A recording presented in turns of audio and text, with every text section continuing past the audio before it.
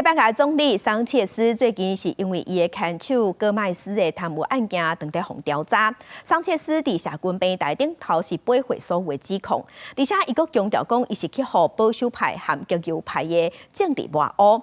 伊伫日时是表示伊会暂停公职，那伊的太太嘛配合调查，而且阁讲伫29后礼拜伊会宣布敢要继续做总理。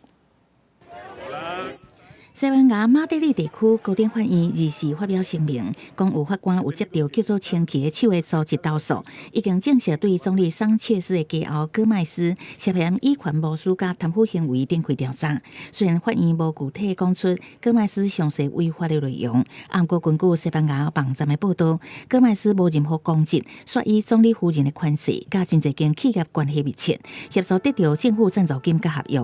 另外，戈麦斯佫涉嫌伫疫情期间两届甲西班牙全球旅游集团所属的欧罗巴航空执行长见面。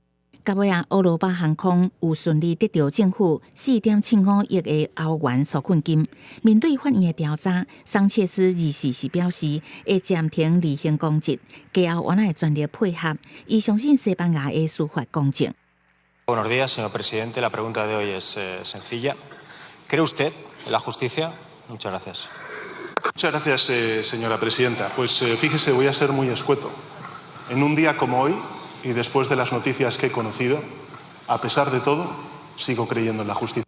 桑切斯伫社群平台写3段篇文章，否认所有指控，强调这是保守派甲极右派政敌发起的无根据、抹黑也甲欺负，想要透过攻击伊的家后，致使伊的政治生涯崩盘。桑切斯会伫4月29正式宣布，是毋是会继续担任总理的职务。公司新闻深入为编译。